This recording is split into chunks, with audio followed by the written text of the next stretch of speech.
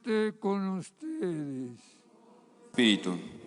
Del Santo Evangelio según San Juan. Gloria a ti, Señor.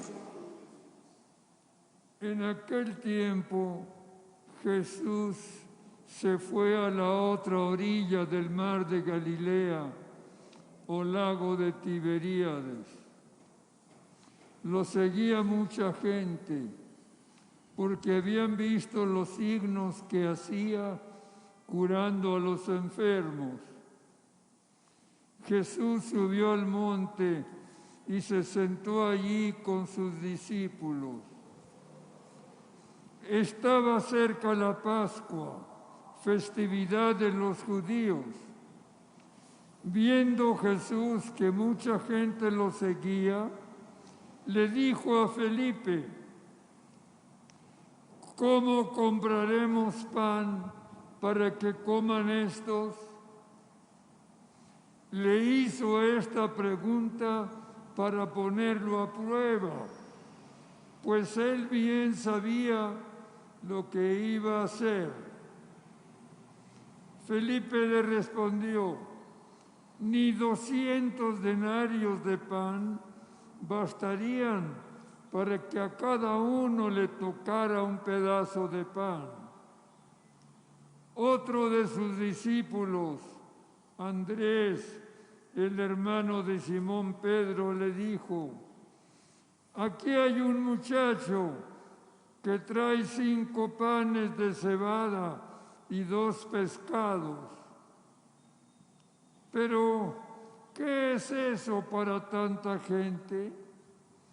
Jesús le respondió: díganle a la gente que se siente.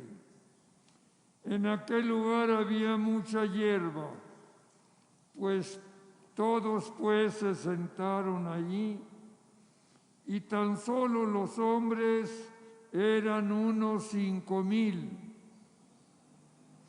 Enseguida tomó Jesús los panes y después de dar gracias a Dios, se los fue repartiendo a los que se habían sentado a comer. Igualmente les fue dando de los pescados todo lo que quisieron. Después de que todos se saciaron, dijo a sus discípulos: recojan los pedazos sobrantes para que no se desperdicien.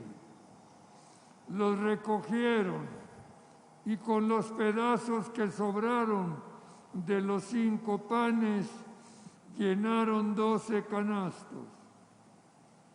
Entonces, la gente, al ver el signo que Jesús había hecho, decía: este es en verdad el profeta que habría de venir al mundo. Pero Jesús, sabiendo que iban a llevárselo para proclamarlo rey, se retiró de nuevo a la montaña, él solo.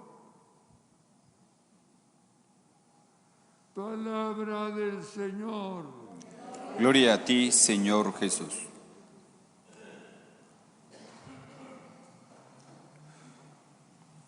No solo de pan vive el hombre, sino de toda palabra que sale de la boca de Dios.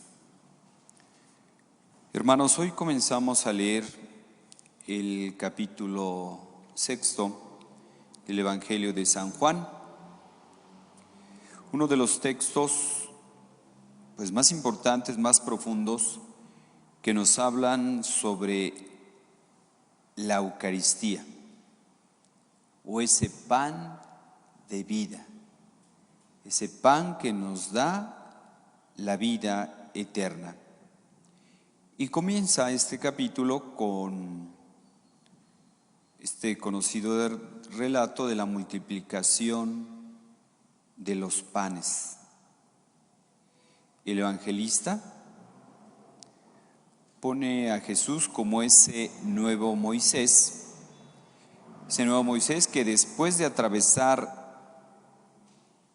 con el pueblo el mar rojo, les da el maná del cielo. Les da ese maná que viene del cielo.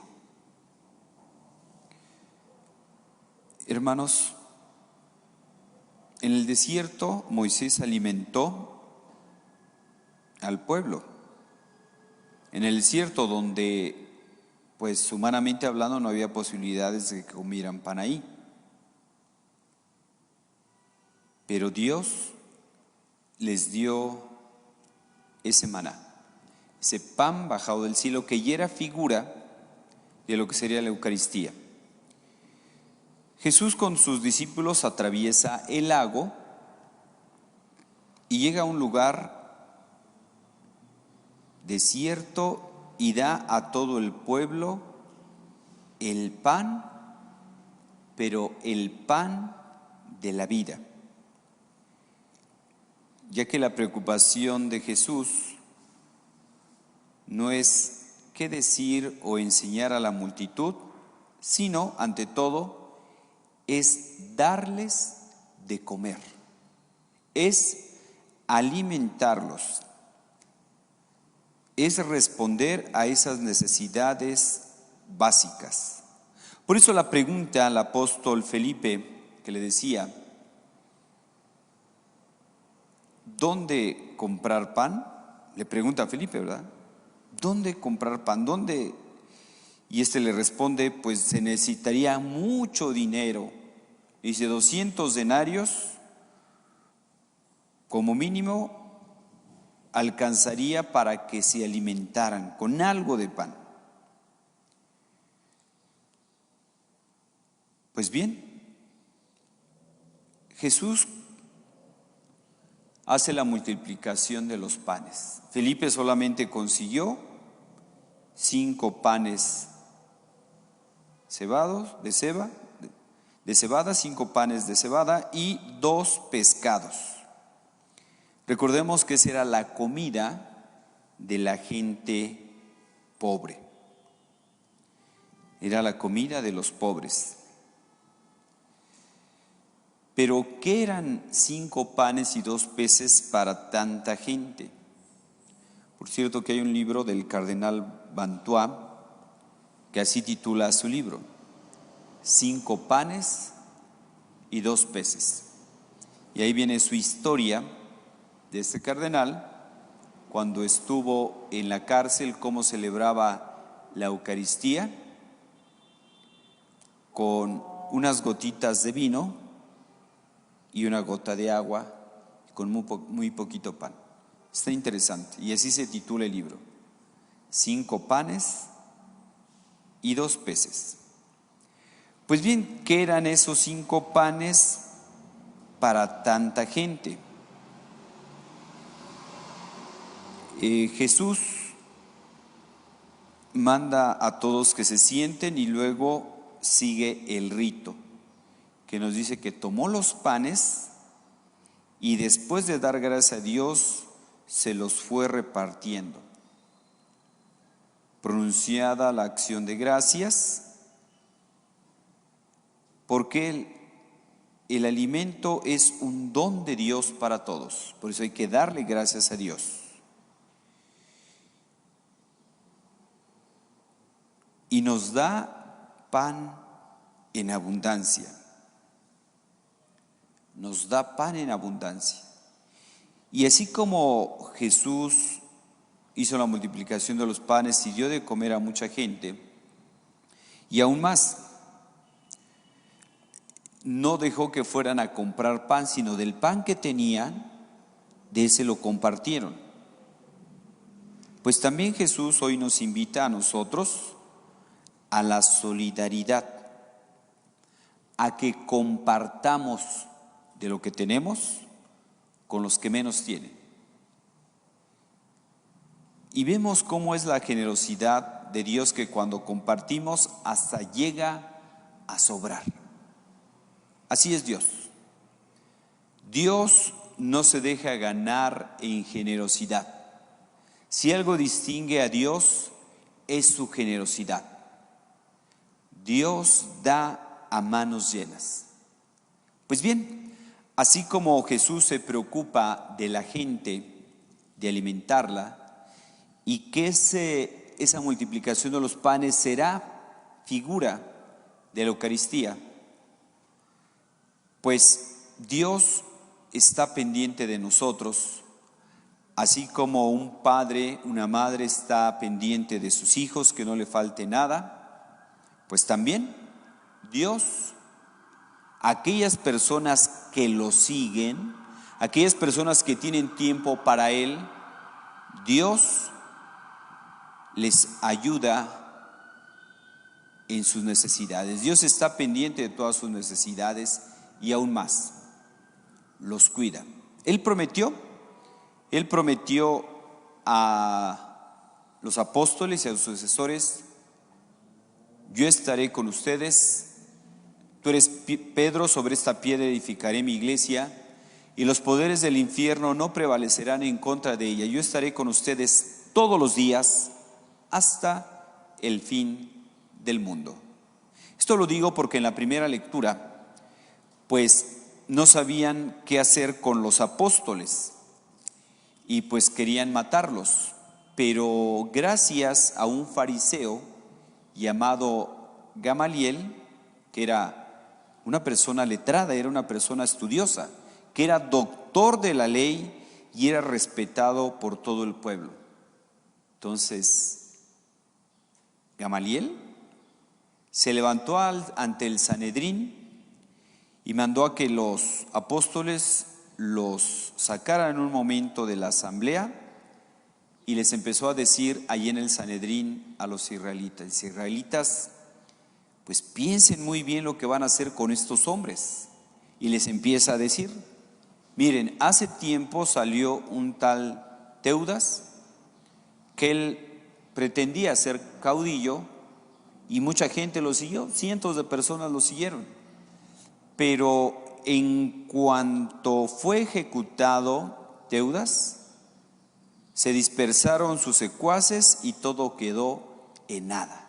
Pone un ejemplo, Teudas. Y luego le cita otro ejemplo de un tal Judas el Galileo, que igual era un caudillo, que cientos de gentes lo seguían, pero en cuanto esta persona pues igualmente pereció, lo abandonaron y se desbandaron todos seguidores, se dispersaron. Entonces, y él les dice: lo que es obra humana se va a acabar por sí mismo, pero si es cosa de Dios, no podrán ustedes deshacerlo. Así que no se expongan a luchar contra Dios. Es muy sabio este consejo que les da, Gamaliel. Tengan cuidado. Tengan cuidado, lo que es obra humana se va a acabar por sí mismo. Lo que es obra de Dios va a permanecer. Así que no se expongan a luchar contra Dios. Pensemos cuando Pablo, antes de su conversión, cuando perseguía a los cristianos, pues ya sabemos ese pasaje del Evangelio, ese pasaje de la Escritura que nos dice que cuando iba persiguiendo a los cristianos hacia Damasco, pues tuvo ese encuentro con Jesús. Y Jesús le dice: Saulo, Saulo, ¿por qué me persigues? Y Jesús le dice a Saulo: ¿quién eres tú? Soy Cristo. Pero lo curioso es que Saulo estaba persiguiendo a los cristianos, pero Cristo se identifica con los cristianos. Es decir, perseguir a los cristianos es perseguir ¿a quién? A Cristo. Entonces, por eso este consejo: no se expongan a luchar contra Dios. La iglesia, hermanos, no es obra humana. Si la iglesia fuera obra humana, ya se hubiera acabado desde hace mucho tiempo. Si nos damos cuenta, la iglesia prácticamente desde sus inicios, imagínense, la iglesia cuando inició, ¿quién era la potencia mundial? Roma. Entonces, ¿quién iba a pensar que algún día esa potencia iba a desaparecer? Desapareció. Entonces, desde el inicio la iglesia ha sido perseguida, pero lo que es obra humana desaparece. Vemos la historia, los diferentes imperios, los persas, romanos, griegos, etcétera. Así como suben, lo que es obra humana desaparece. Por grandes que se vean, parece que hacen mucho ruido, parece que se sienten los dueños del mundo, quieren hacer su ingeniería ahí geográfica, su ingeniería poblacional, querer ordenar el mundo. Lo que es obra humana acaba devorándose a sí mismo. Como decía San Juan Pablo II, el mal acaba devorándose a sí mismo. Ahorita que está tan fuerte lo de la cuestión de la difusión de la cultura de la muerte, pues vemos cómo todas esas naciones, pueblos, culturas que le han apostado la cultura de la muerte, ideología de género, aborto, esterilización, se llenaron de gente vieja. Y ahora con el coronavirus, ¿quién es quien se está muriendo? ¿Quiénes son los más vulnerables? ¿Y quién va a renovarlos a ellos si ya no hay niños? Sus gatitos, ¿verdad? Sus perritos, yo creo, los van a renovar. Entonces, vean cómo la cultura de la muerte acaba devorándose a sí misma. Lo que es obra humana se acaba por sí mismo. Lo que es obra de Dios permanece. Por eso les dice Gamaliel, no se expongan a luchar contra Dios. No se expongan. Entonces lo único que le dijeron a los apóstoles es prohibirles que siguieran enseñando en nombre de Jesús. Pues ya les dieron ahí sus azotes para que escarmentaran y que ya no siguieran ellos anunciando el evangelio, pero lo siguieron haciendo. Porque ayer escuchábamos que decían, primero tenemos que obedecer a Dios y después a los hombres. Así que, hermanos, la iglesia no es obra humana, la iglesia es obra de Dios. Y tener confianza, ya que Él lo prometió, yo estaré con ustedes todos los días hasta el fin del mundo, y los poderes del infierno no prevalecerán en contra de ella. Así que confianza, que si nos preocupamos de las cosas de Dios, como decía Santa Catalina de Siena, preocúpate por las cosas de Dios y Dios se va a preocupar de las tuyas. Tú tienes tiempo para las cosas de Dios, tú tienes tiempo para difundir el evangelio, tienes tiempo para difundir la cultura de la vida. Dios se va a preocupar de las tuyas. Preocúpate de las cosas de Dios y Dios se va a preocupar de las tuyas. Él se preocupa de las aves del cielo, de los peces del mar. ¿Cuánto más de nosotros? Si ponemos lo que está de nuestra parte, nuestros 5 panes y nuestros 2 peces, Dios hace lo demás. Decía San Agustín, tú pon tu nada y Dios pone el todo. Así que confianza, que la iglesia es obra de Dios, que la va a sacar adelante y que la iglesia va a permanecer hasta el fin de los tiempos porque así lo quiso Jesús. Yo estaré con ustedes todos los días hasta el fin del mundo y los poderes del infierno no prevalecerán en contra de ella. Y Jesús nos va a dar todo lo que se necesite para lo natural, aquello que necesitamos, aquellos recursos humanos que necesitemos, y también los espirituales, la Eucaristía, los sacramentos, que son los que nos dan la vida eterna. Pues pidamos, hermanos, al Señor que nos ayude a tener esa confianza en Jesús, ya que la salvación nos viene en creer que Jesús es el Hijo de Dios. Que así sea.